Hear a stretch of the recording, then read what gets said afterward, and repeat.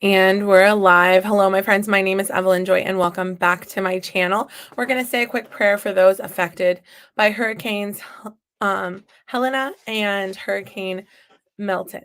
Dear Lord, I want to lift up to you all of the victims of Hurricane Milton and Hurricane Helena. I pray that you would bring relief to those who need it, bring shelter, provide warmth, provide food, water, provide jobs, Lord, and assistance where it's needed. Help people to feel your comfort and your peace. Help them to find community and bring peace to those who are grieving. In Jesus' name, amen.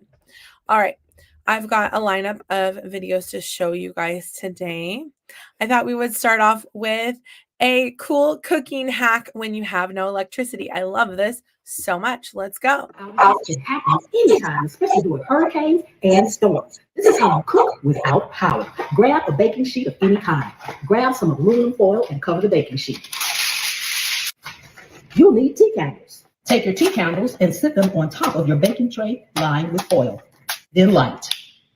Once your candles are lit. One thing I want to say is I just bought tea candles, and you can get tinfoil there too at Dollar Tree for $1.25. Put a cooling rack on top of it. Then place your pot of water or whatever you're heating up on top to come to temp. Once it comes to temp, grab whatever you're going to cook, like this ramen, and put it in and go ahead and let it cook. Once your noodles have cooked to where you want it, you can add your seasoning back in or whatever you want to put in it. You can cook eggs, make coffee, and a host of other things just like this. Tea candles last a long time, so be sure to blow them out for later when you're done. I'm Pam, and this is my POV. All right, so follow Pam's Place on Facebook. That was a great hack. I love it so much. Hi, Esther. You want me to tie your bow? Okay.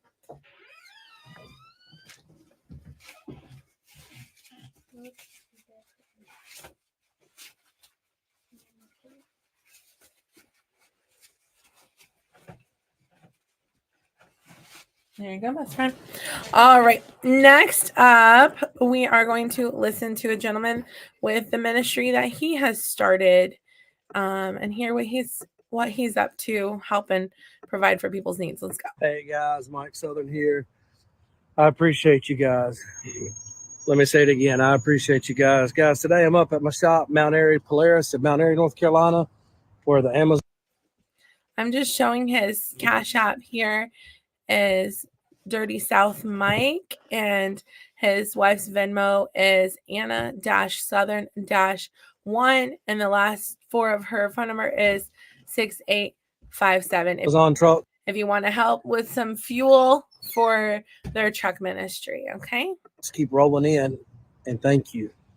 Guys, we appreciate everything that's coming in. Everything's coming in from all over the world.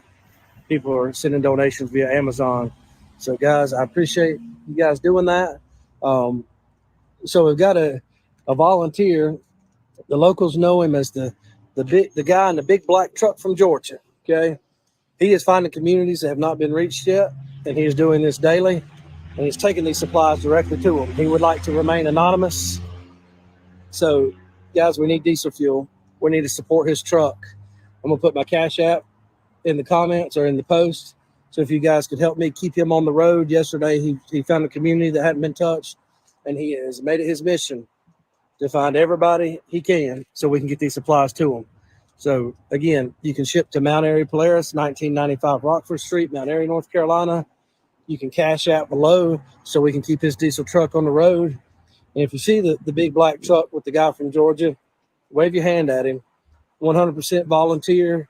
So far, everything he has done has been out of his own pocket, but we need to keep his diesel in his truck so he can continue to find the people in need. So again, ship to 1995 Rockford Street, Mount Airy, North Carolina, 27030. That's Amazon. And guys, I have my Cash App in the post so I can keep funding him to keep him on the road finding people. Now, we are absolutely committed to helping Ashe County. We're helping Watauga County, Avery County, Mitchell County. Guys, we're just people helping people. So please share the video, watch the video to the end, and let's keep this diesel rolling. Big black truck from Georgia. We're here to help. All All right, so this morning I donated $50 to their ministry, just helping get products to people. So we're going back and forth between positive, uplifting, and devastation, just seeing the reality of what people are going through. Let's see it. Something I think that's hard to see is just the amount of like geological damage, just the reshaping of the ground. It's one thing when you lose literally everything, but the ground that you own isn't even here anymore. I just can't do it justice unless you're standing here. This is the river that's normally just flowing peacefully through here, but you can see it has gutted this whole area. There's nothing left. Even the land's gone. Like your dirt that you own, the dirt that your building is sitting on is no longer there. How do you recover from that? What does the rebuild look like for something like this? There's just not enough words to explain. Also, too, please pray that this fog goes away. None of the helicopters, none of the drones can get up this morning due to the fog. But yeah. Please share this. I don't know that people are seeing what is actually going on here. So, dear Lord, I pray that fog would clear up so that people can continue to bring assistance to their neighbors. In Jesus' name, amen. Sometimes fog lasts for a day. Sometimes it lasts for a morning and clears up. All right, let's see. Picture's worth 1,000 words. I think a video is worth 1,000,000. Here's another visual of what is going on in Western North Carolina. You can see this church, their driveway has now floated away. The pavement with the guardrail is now in the creek. And I want to continue to reiterate that this goes on for miles and miles. Just showing you a snippet here. As we walk down this road, you see more debris, more trees down. And as I zoom in, you can see more of the pavement from the road that has floated away. In the next part, I'm going to show you stories from these neighbors, the houses, and how they survived the storm. When you hear the word impassable, this is what an impassable driveway looks like. The bridge going to their house is now on the bank. All of us working must finish by nightfall. As you can see, there are power lines that are hidden, buried in the ground, and the road will just fall off that you cannot see after dark. If they say a picture's worth 1,000 words. Okay, so there's some more visual representation of what's going on. Here's a lady who lives in the area explaining why this is such a complex and difficult circumstance, right? So let's listen to what she's got to say about the terrain. Okay, so I'm here to explain a little bit to everybody who's asking, how do we still have dozens and dozens and dozens of Appalachian mountain towns that have not even been reached yet? Okay, so this is a very different terrain than a lot of the search and rescue efforts and volunteers that are coming down from like Louisiana with like the Cajun Navy, the United Cajun Navy, even Cape Fear and Florida. Okay, they have a lot of volunteers that are coming from flat land.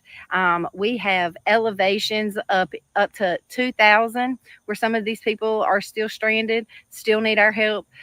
We do have some interference with other officials or other organizations that are not allowing people to pass by the roads that have been destroyed. Essentially what we're saying as a people is we have to find another way. There's got to be another way to go around to get to these people. In Chandler alone, okay, Chandler is a town that has barely been reached yet. There's 26,000 people that live on 500,000 acres. Okay, that is a massive amount of space. These people are sometimes huddled in little unincorporated townships, which means they run by the law of the land. They're there by tradition. They are not of government rule. So it makes it difficult to even get to these people. When search and rescue teams are digging their way in, through miles of this terrain, they're getting to spot one. They've got miles and miles and miles and miles to go to get to the next group of. Okay, so she was showing this footage. I don't think she realized that she was sharing the audio of the footage. So sorry that she's talking the same time as this music is playing. That was not my choice. This is her sharing this. 1,000 residents of another unincorporated township. Not to mention, like I said, this terrain is rough. All of the mosquitoes have apparently started biting very badly. It's still a wet, muddy mess in a lot of areas. People are asking for socks. Even linemen are needing some socks. So when you're told you can't go up here to help, who shows up to help? Okay, well, that's where we're getting our mule teams. That's where we're getting our horses and our ATVs, our men on foot, our women on foot that are continuing to walk up and down these mountains, trying to find the townships, trying to get help to the people. We literally have thousands of acres left to get to. We literally have thousands of people who have not been reached yet. How many more days do y'all think they have without food, without shelter, without water? So this is dire. This is today. This is important. All right, so she was sharing some of that footage. I think she didn't realize she was sharing the music of it, but you got the idea. Some of the linemen need socks because there's so much mud, so much water. And she said some of the areas you can't get to it driving in a regular car or a truck or a Jeep or a van because the roads are completely rivers now. So that's why and some of the areas don't have somewhere where a helicopter or a plane can land. Thankfully, there are some areas where they can, but it's not everywhere. Not every mountain has that. And so people are bringing ATVs, four-wheelers, to be able to go through that terrain. People are bringing mules, goats, and horses just to be able to bring supplies to people. And God bless those people with those efforts. All right, let's listen to some more positivity of what people are getting done, along with some of the devastation of what's going on. Let's listen to the reality. Let's go. Hey friends, Lee Brown here with a quick update on Western North Carolina and Helene response. And all I can say is thank you to everybody who has prayed, who has donated financially, who has hit our Amazon wish list.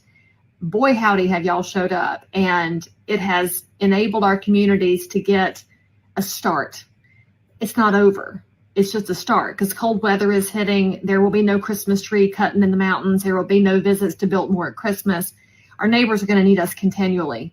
But right now, I need y'all to pause on the supplies as we figure out what to do with storage and warehousing so that we can continue to get supplies to those in need. I am partnering this one little grassroots realtor effort with some other organizations to make sure things go into the right hands of our neighbors. And financially, I'm going to take every dollar you spent and spend it on what is needed, whether it is coats and gloves or plywood and generators. You are helping and you have helped. What I need you to do is not forget Western North Carolina. I want you to stay engaged and stay involved because this is not just a one-time help. This is going to be months and years, and we're not going to leave our neighbors behind. So thank you for what you have done. And if you have questions, you can reach out to me, or you can always support organizations like Samaritan's Purse, which will continue to be on the ground. Hey. All right, so that's great to know. Samaritan's Purse is a wonderful organization. Just a reminder, Red Cross is not a good organization to donate to. They're a selfish organization that for generations has not been taking good care of people with the money that you send in. So many other good organizations exist, like the gentleman we shared with his and with the gentleman with his trucking company, and then this lady who's a realtor. So let's listen to another gentleman sharing his situation, what he wants to share. Let's go. All right, folks, today's the big push. We're going into land that is not friendly. When I say that, I mean the terrain. The more morbid side of things, and this really sucks. There's two things. Number one, I got a truckload full of body bags. The rest of our vehicles are getting outfitted with supplies, baby supplies, not baby diapers, supplies. We got a report. There's over 200 kids missing. We're going to do our best while we're out there. Tonight at 8 p.m. Central, I'm begging and calling on all people to gather as many people wherever you are and pray. Pray for the fallen. Pray for the families struggling and just holding on to the thinnest thread of hope for supplies to get there. Pray for our vehicles, safe passage. Pray for my team for sound mind, wisdom, resilience, strength. We are physically, emotionally, and mentally exhausted. If you can't donate, pray. I'm telling you, every dollar you send, we will continue to work for as long as we can. I also have relief teams coming in so that we can come home this weekend, possibly. I don't know yet.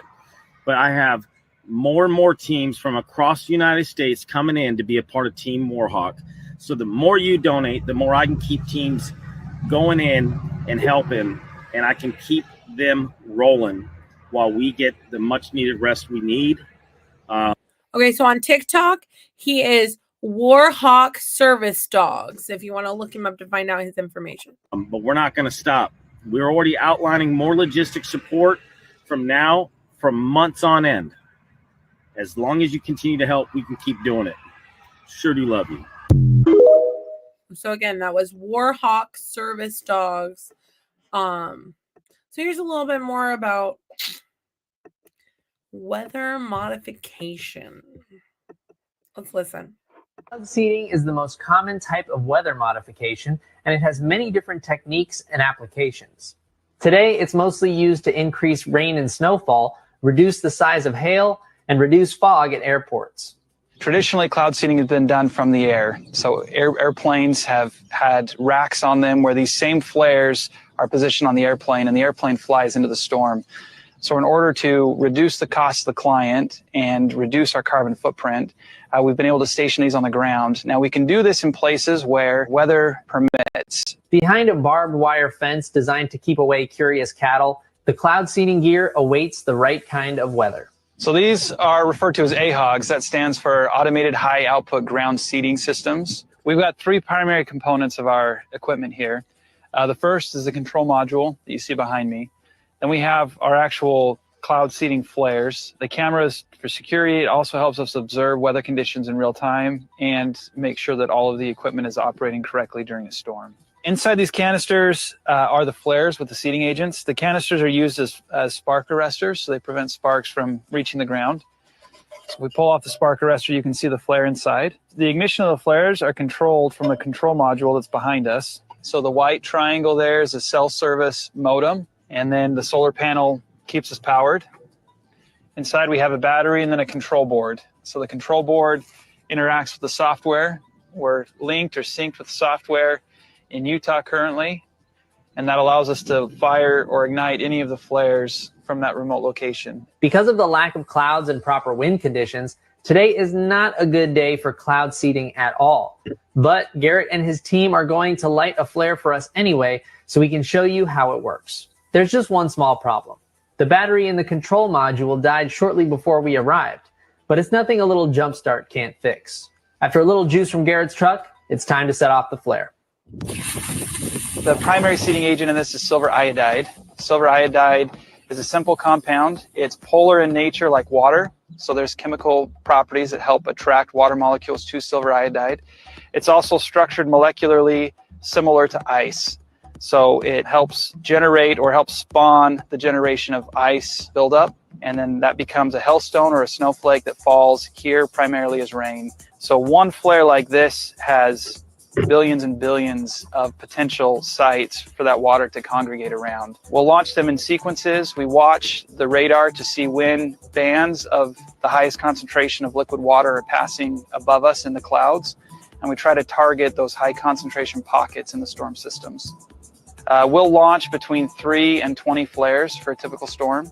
Once the flare is lit, it takes a little bit of time to carry up into the clouds, and once it's up at the proper... Cloud seeding is the most common type of weather modification. And I have one more video for you, and this is the longest one. It's a gentleman talking about their air rescue, aerial distribution work that they're doing. Let's listen. This is airlift relief. So Hurricane Helene, airlift relief on, I believe this is on Facebook, but also I think on Instagram as well. Good morning, everybody. This is day 8 of hurricane relief. Helene airlift. Let me say it again.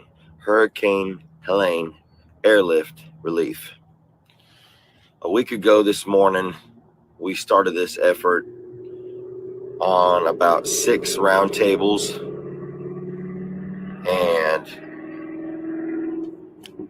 quite a few volunteers, but nothing like we've had in recent days. And now here we are a week later, and we've shipped. Good Lord. Let me see what Joel says here. I think it was yesterday was 101 flights with 53,000 pounds and loaded 50 trucks. And we processed 245 single car donations at the airport here. For the week's total is somewhere north of 600 flights and I don't know, 500,000 pounds. I'm winging that. I'm totally winging that. I know the numbers are out there, but I don't know them. Speaking of single car donations, let's get this from the horse's mouth. One of the horse's mouth. I'm the front end of the horse, and Joel's the ass end of the horse. Okay, and if you've met him, you know why. One plane going out. Hang on.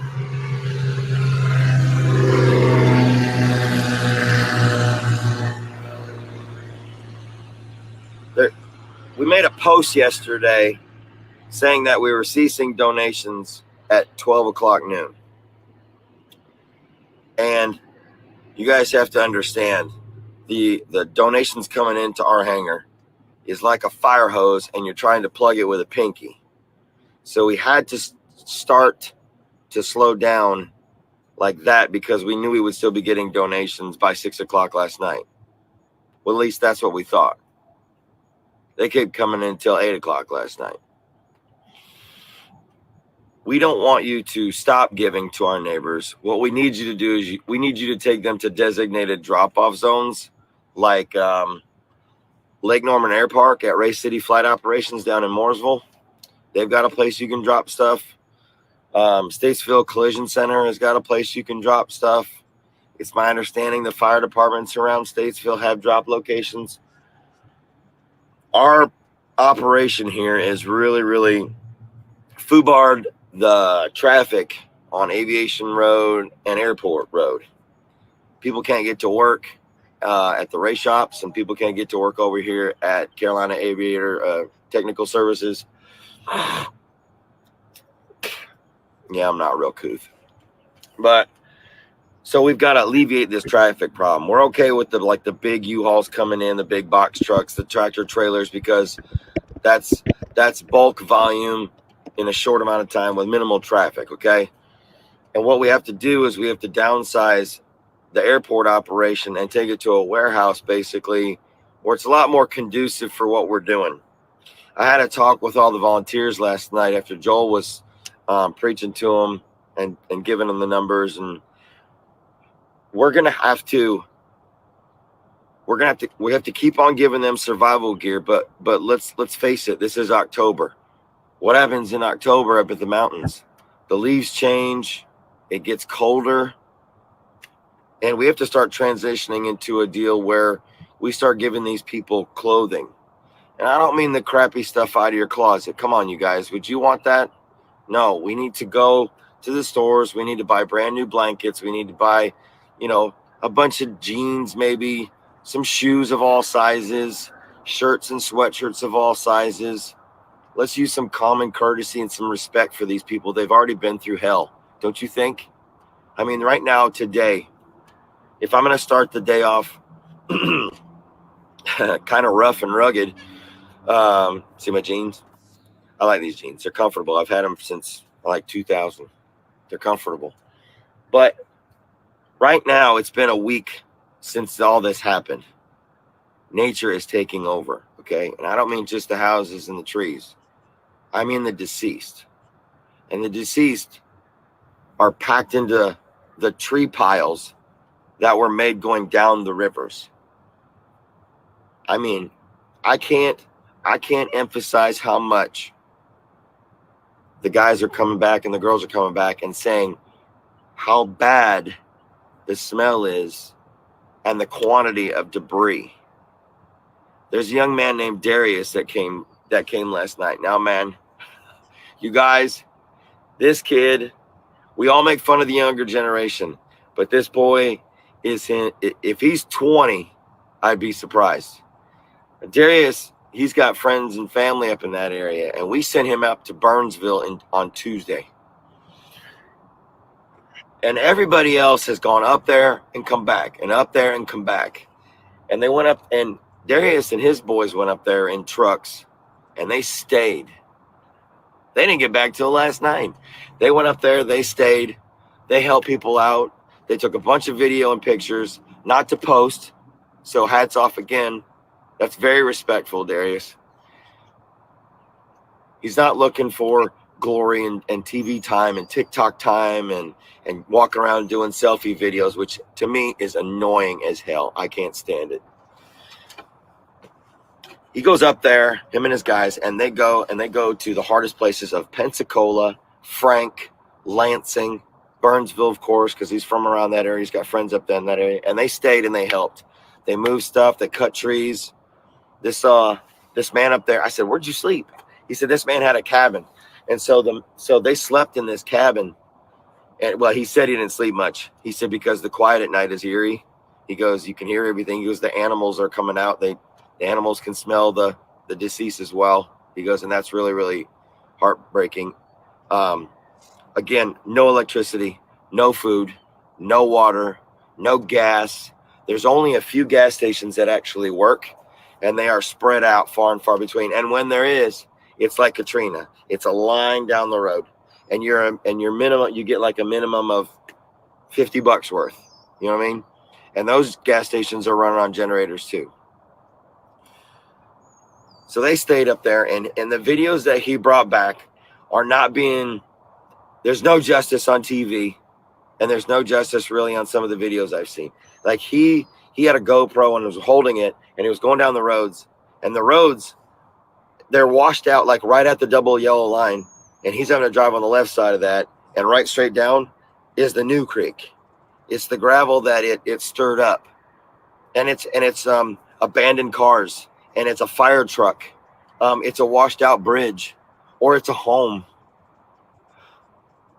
Like, this is legit stuff. Hollywood could never come up with this much detail for an epic movie. I'm telling you right now, this is God stuff. This is biblical. It really is. It's incredible. But we had winds come through here with Helene, but it's the water. It's the water that was the strongest element up there. And it moved everything. It carved new canyons, basically. I mean, we had reports of a small creek, and it turned it into now a very, very big, broad river.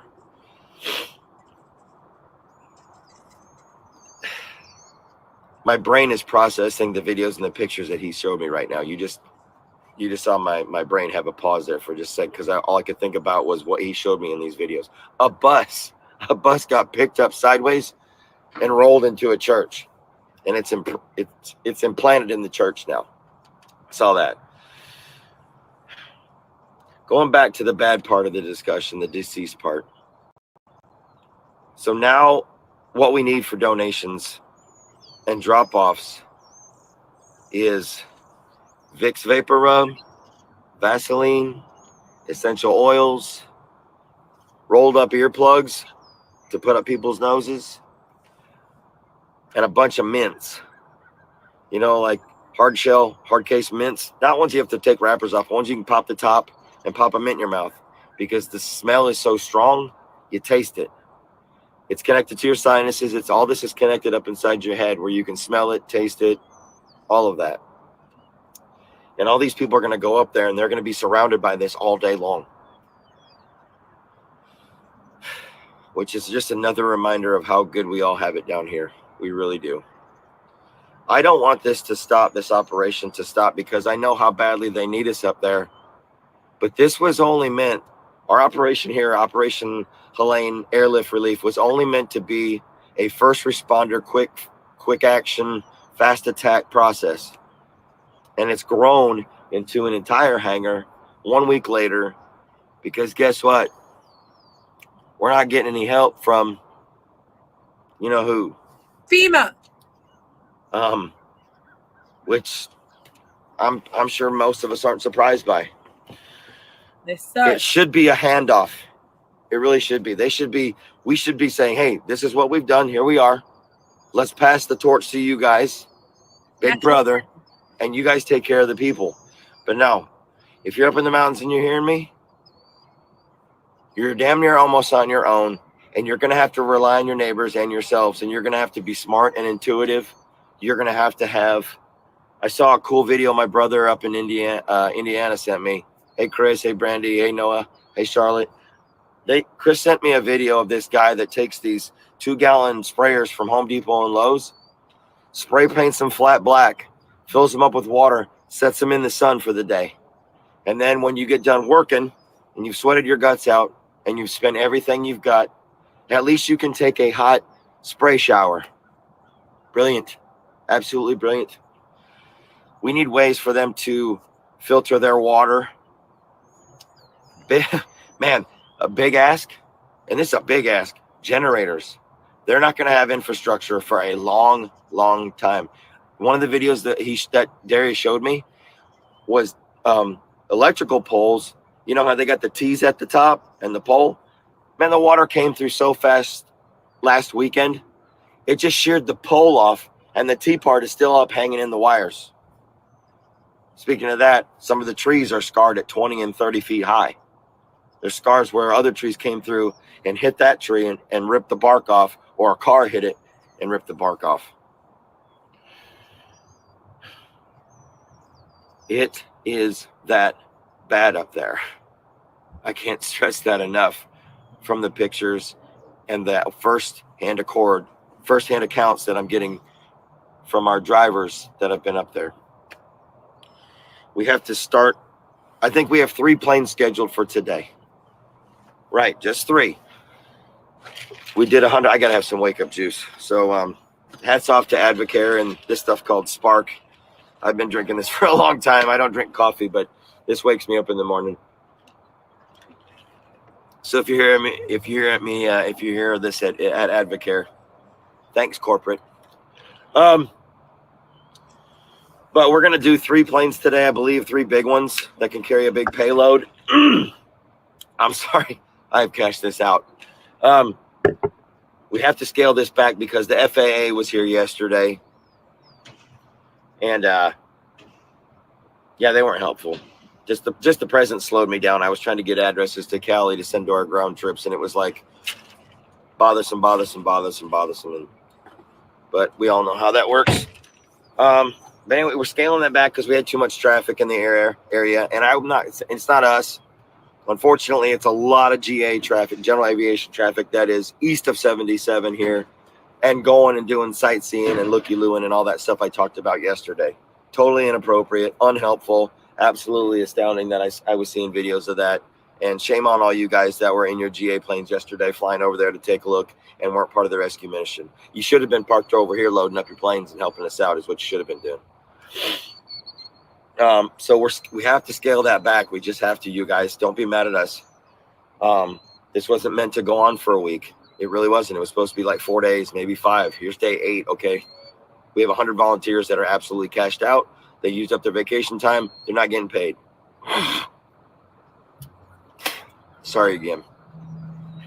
But we have to scale that back. We got to minimize our traffic out here, and we're going to move to a new location eventually. Okay. So calm down, everybody. We still need your donations, but they just need to go to drop-off spots, not here. We don't want any single car stuff out here at the airport anymore.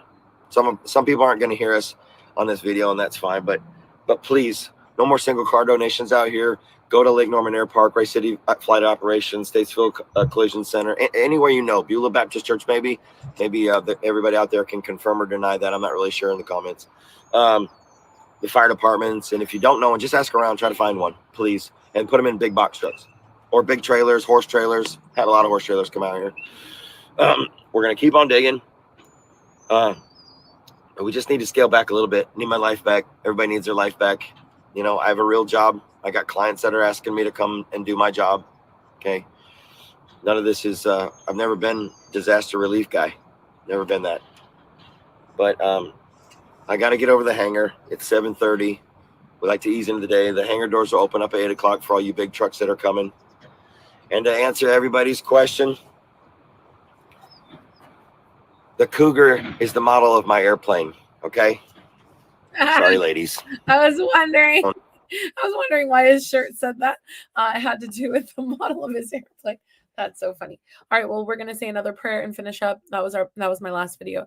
Dear Lord, I just pray a blessing over everyone that is helping out. I pray for all the people who are stranded, who are in need of supplies. I pray that you would provide for their needs and help neighbors. In Jesus' name, amen. Thank you. Have a wonderful day. Bye.